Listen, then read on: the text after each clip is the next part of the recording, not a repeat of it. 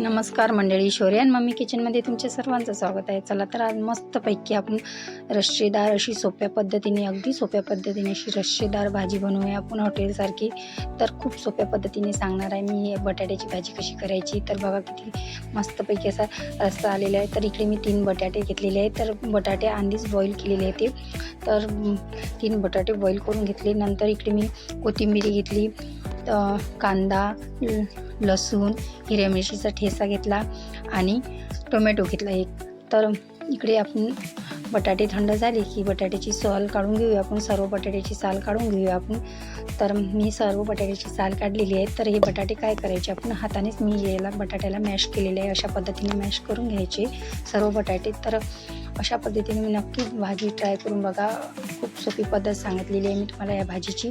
तर सर्व बटाटे आपण मॅश केलेले आहेत. तर नंतर एका कढईमध्ये तेल टाकलं, त्याच्यामध्ये थोडीशी मोहरी टाकली आणि थोडंसं जिरं टाकलं. खूप कमी साहित्यात सांगत आहे तुम्हाला.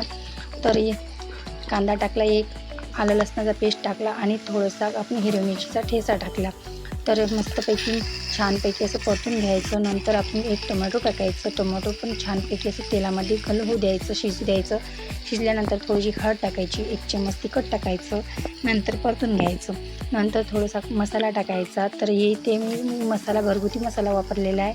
तर 1 चम्मच घरगुती मसाला टाकलेला आहे आणि 1 चम्मच ग्रेव्ही मसाला टाकलेला आहे आणि थोडंसं जिरं पावडर टाकलेलं आहे. तर छानपैकी असे मसाले परतून घ्यायचे आणि थोडंसं मसाल्यामध्ये पाणी टाकायचं आणि छानपैकी असे मसाले तेलामध्ये मस्तपैकी असे छान असे शिजू द्यायचे. जिथपर्यंत आपले मसाले छान असे शिजत नाही आणि मस्तपैकी असं सुगंध वास येत नाही तिथपर्यंत आपण छानपैकी असे मसाले होऊ द्यायचे त्याच्यामध्ये. तर नंतर आपले जे बटाटे आहे, हाताने आपण मॅश केलेले बटाटे, ते त्या बटाटे आपण त्याच्यामध्ये टाकून द्यायचे, सर्व बटाटे.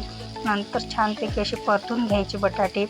तर पूर्ण बटाट्याला अशाच पद्धतीने मॅश करायचे. जास्त हाताने मॅश केले की खूप छान असे लागतात. तर अशा पद्धतीने एकदा बटाट्याची भाजी करून बघा. तर सर्व बटाटे आपण त्याच्यामध्ये हे बाहेर मसाल्यामध्ये होऊ दिले. नंतर त्याच्यामध्ये पाणी टाकायचं आपण शिजवायसाठी. तर इथे मी रश्श्याची भाजी केलेली आहे. खूप छान अशी भाजी लागते खायला ही. तर अशा पद्धतीने करायची.